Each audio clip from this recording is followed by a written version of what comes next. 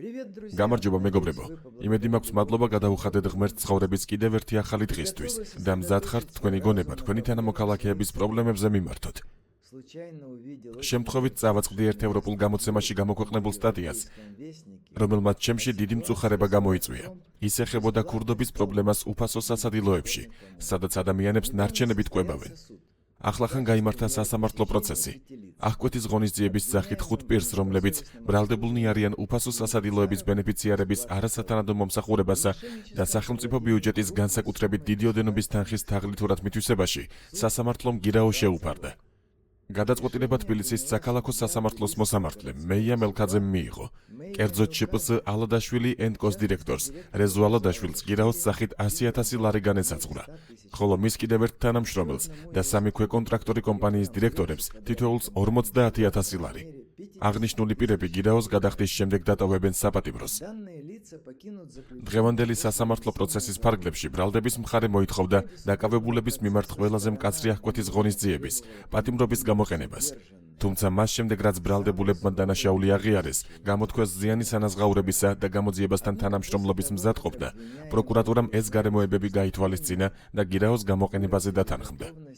შეგახსენებთ, რომ სახელმწიფო უსაფრთხოების სამსახურმა თაღლითურად სახელმწიფო ბიუჯეტის განსაკუთრებით დიდი ოდენობის თანხის მითვისებისა და აღნიშნულ დანაშაულში დახმარების ბრალდებით 5 პირი დააკავა.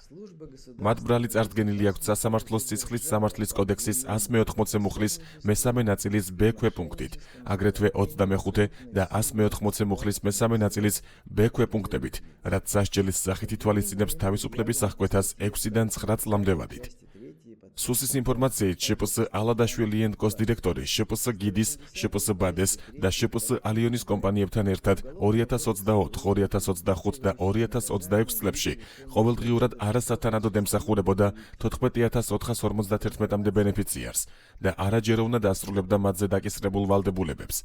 კერძოდ, მიღება ჩაბარების აქტების გაყალბების გზით, მათ თაღლითურად მიითვისეს სახელმწიფო ბიუჯეტის განსაკუთრებით დიდი ოდენობის თანხა 18,909,104 ლარიდან 3,529,000 ლარი, რომელიც მათ გამგეობისგან ჰქონდათ მიღებული. უდაოდ აშკარაა, რომ დანიშნული სასჯელი არა მხოლოდ ლმობიერია, არამედ ამორალურიც. გარდა ამისა, როგორც ყოფილი გამომძიებელი ვაცხადებ, რომ ეს სისტემური პრობლემაა და საუბარი უნდა იყოს არა მხოლოდ 14,000 ბენეფიციარზე, არამედ 100,000-ობით ბავშვზე, მოხუცზე, ავადმყოფსა და ყველა იმ ადამიანზე, ვინც დახმარებას საჭიროებს და არა უბრალოდ სავალდებულო დახმარებას. ეს არ არის ის დახმარება, რომელსაც ჩვენ ან სხვა საქველმოქმედო ფონდები უწევენ ყოფილი SSRK-ს ქვეყნებში. ადრე 70-იან წლებში, როდესაც კიევის ოლქის პროკურატურაში განსაკუთრებით მნიშვნელოვან საქმეებზე გამომძიებელი ვიყავი, გამომძიებელი ვალდებული იყო საქმის დასრულების შემდეგ დაეწერა დადგენილება იმის შესახებ, იყო თუ არა ეს დანაშაული ერთჯერადი, თუ სისტემური ხასიათის. სრულიად აშკარაა, რომ პრობლემა სისტემურია და იგივე ხდება ყოფილი SSRK-ს ყველა სხვა ქვეყანაში. ერთხელ, როცა მე ვიყავი, შევედი უსახლკარო ბავშვების პატრონობის ცენტრში, სადაც თითქოს უნდა დაეყენებინათ ისინი სწორ გზაზე. არ ვიცი დარჩა თუ არა ის ცენტრი დღეს კიევში, თუმცა ალბათ ამით აღარავინ არის დაკავებული, ახლა ხომ ომია. მაგრამ გამაკვირვა იმან, რომ ცენტრში მხოლოდ ერთი ბიჭი იყო, დანარჩენი 40-50 ბავშვი ქალაქში დაეხეტებოდა და ისევ იმით იყო დაკავებული, რითაც ადრე გამლელებს დასდევდნენ და ფულს თხოვდნენ.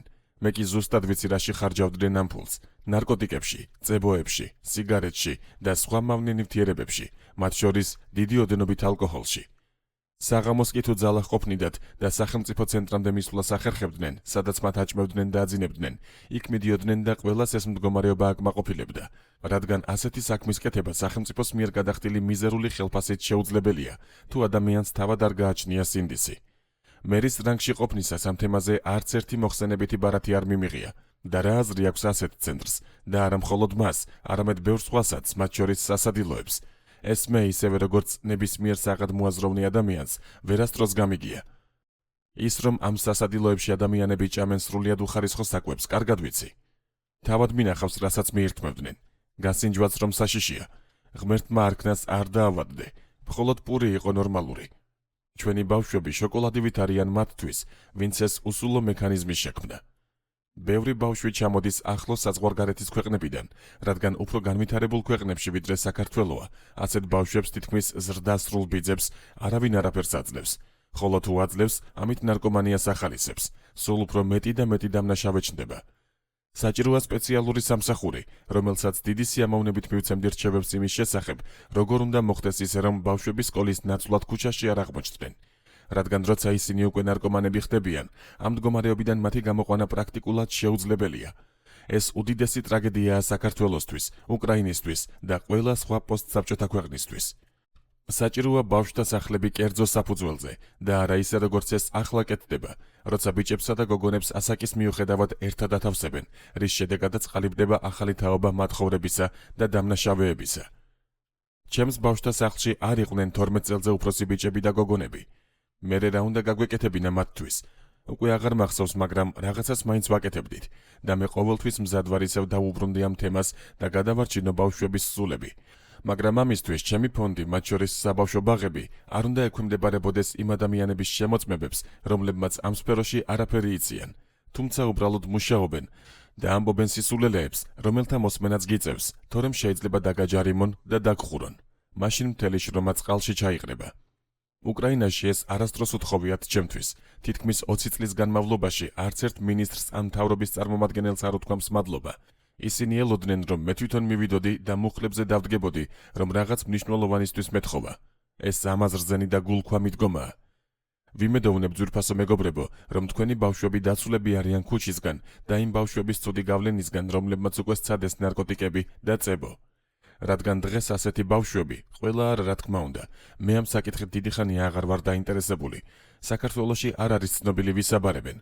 მაგრამ ვიცი რამდენიმე შემთხვევა, როცა ისინი მოხვდნენ არაკეთილსინდისიერი ადამიანების ხელში, რომლებიც ბავშვებს იღებენ მხოლოდ იმისთვის, რომ დღეში $10 მიიღონ მათი მეშვეობით. ადრე ასეთი ტარიფი იყო. მახსოვს ერთი ქალი, რომელიც ჩემს სახლთან ახლოს ცხოვრობდა ქობულეთში. მას ჰყავდა 7 შვილი, ჩემს თვალწინ დაიბადა მერვეც. ისინი ძალიან კარგ სოფელში მოხვდნენ. ადგილობრივები ეხმარებოდნენ გადარჩენაში, რადგან მათ რაღაც არალეგალური საცხოვრებელი ჰქონდათ დაკავებული. უბრალოდ სხვაგან წასასვლელი არ ჰქონდათ. ამ ქალმა ჩემზე ძალიან კარგი შთაბეჭდილება მოახდინა. ლამაზი, გამხდარი, მოხდენილი. მრავალშვილიანობას მასზე თითქოს გავლენა არც მოუხდენია, თუმცა მისი ქმარი როგორც ჩანს, ფსიქიკურად არაჯანმრთელი ადამიანი იყო. არასოდეს მინახავს იგი სახლში, რადგან იმ პერიოდში ფონდი ჯერ კიდევ არ იყო ოფიციალურად შექმნილი. მათ ვაჩუქე ტელევიზორი, მაცივარი და ბევრი სხვა რამ, რაც ბავშვებს სჭირდებათ. ამ ბიჭებს შორის თითო წელი იყო სხვაობა. ლამაზი ბიჭუნები. ღმერთო, რაოდენ დიდებული ხარ. მაგრამ ერთხელ ღამით ქმარმა ეჭვიანობის ნიადაგზე 8 ბავშვის თვალწინ მოკლა იგი. თავი მოაჭრა. მინდოდა ამ ბავშვების აყვანა, მაგრამ რატომღაც ავტორიტეტით არ ვსარგებლობდი ერთ უცნაურ პერსონაჟთან, ჯანდაცვის მინისტრთან, რომელსაც უკრაინული გვარი ჰქონდა. ვაღიარებ, პირადად მასთან არ მივსულ ვარ. წერილი მივწერე. მან კი ეს ბავშვები სხვადასხვა ოჯახში გაანაწილა. წერილში ამიხსნა, რომ ევროკავშირი მის სამინისტროს გრანტებს არ მისცემდა, რადგან მათი მოთხოვნაა, არ უნდა არსებობდეს კერძო ბავშვთა სახლები ობოლი ბავშვებისთვის. მხოლოდ ბავშვების კერძო პირებზე გადაცემაა დაშვებული. პასუხად მივწერე, რომ მათ უბრალოდ არ იციან რა ხდება პოსტსაბჭოთა ქვეყნებში, რადგან ეს რომ გერმანიაში ან ავსტრიაში ხდებოდეს, ობოლ ბავშვებს კეთილდღეობაში მცხოვრებ ოჯახებს ჩააბარებდნენ. მაგრამ რას შეცვლიდა ჩემი წერილები? ვიღაც სუბიექტი უკრაინიდან ასწავლის მას, როგორ უნდა იცხოვროს. საშინელებაა ბავშვების სხვადასხვა ოჯახში გაყოფა. ისინი ერთი ბიჭუნას გარდა ისეთ ასაკში იყვნენ, რომ შემდეგ ერთმანეთის პოვნას ვეღარ შეძლებენ. ასეთი გადაწყვეტილება რომ მიიღო, უგულო უნდა იყო. სხვათა შორის, ამ ქალის ფსიქიკურად გაუწონასწორებელი ქმარი მაშინვე ტყეში წავიდა და თავი ჩამოიხრჩო. დიდ პატივს სცემ საქართველოში ყველა იმ ადამიანს, ვინც გველმოქმედების გზას ადგას და ღმერთს ემსახურება. დღეს ერთი თხოვნა შემისრულეთ. რა თქმა უნდა ვხუმრობ. დაურეკეთ თქვენს მშობლებს, კიდევ და კიდევ უთხარით, როგორ გიყვართ ისინი. წარმატებები, ლეონიდი.